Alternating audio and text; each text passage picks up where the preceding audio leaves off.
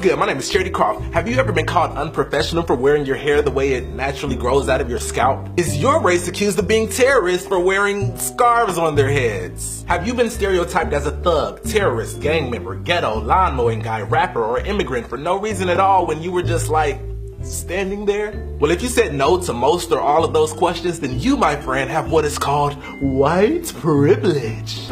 White privilege. Yes, Jacob, white privilege. He sings well. That's all the black privilege we get. Oh, and also he plays basketball.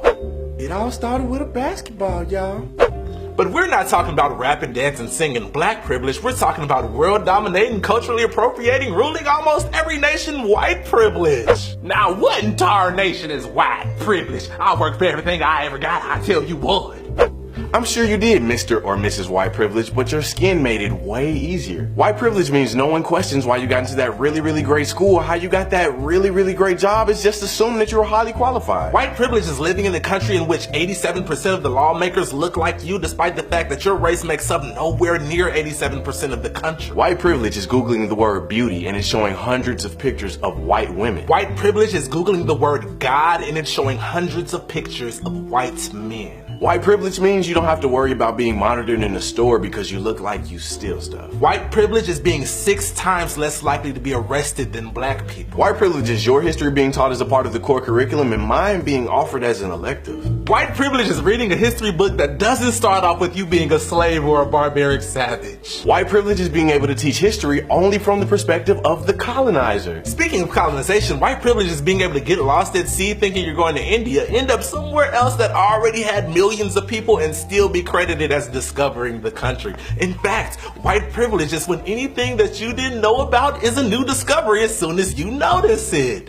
White privilege means the ability to protest racism, ask for equality, and not be considered a hate group. White privilege is also having a hate group like the KKK be listed as a non-violent Christian organization and not have the rest of your race be labeled as terrorists. White privilege is not having your application thrown out because your name is weird. In fact, white privilege is when anything that's not regular or common to your race is weird. White privilege is being able to walk into a church, kill 8 people, then be walked out by police and taken to Burger King. White privilege is not having the celebration of your entire race's contributions to the world relegated to just 1 month because we talk about the cool stuff your ancestors did every month. White privilege means you want to be told to go back to your country.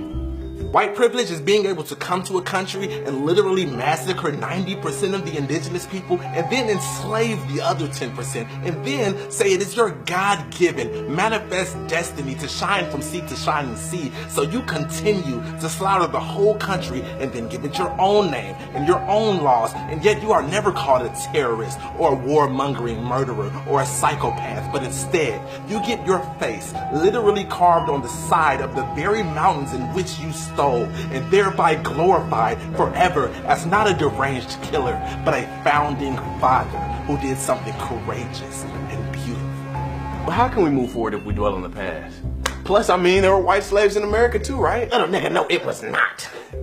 Well, not quite, but there were indentured servants. And in the slave codes of 1705, especially in the act concerning servants and slaves, colonial rulers so graciously awarded the poor whites certain legislated privileges. In fact, Chet, tell them what they won. A small plot of land, wages after their sentence was over, the right to sue masters in court, and exemption from public whipping for punishment. While at the same time, the legislator wrote down the laws which provided the institutionalized foundations for chattel slavery for Africans. What's in the chattel slavery package, Chet? Well, all sorts of horrible things like pulling apart families, sending children, mothers, and fathers in 3 different directions, free beatings for speaking in your native tongue, casual lynchings and public beatings, rape, and many other atrocities for a couple hundred years. Ah, so bad it's almost good. Really? Of course not. From that time on throughout U.S. history, to be white, even to be poor and white, has meant to have access to certain forms of preferential treatment or privilege. Now, this is not said to make white people feel guilty about their privilege. It's not your fault you were born white skinned, and I get it. You're not your ancestors. But whether you realize it or not, you do benefit from it, and it is your fault if you do not maintain awareness of that fact. White privilege is absolutely a thing. And being able to deny the fact that it is a thing simply because it doesn't affect you is even a further testament to its existence.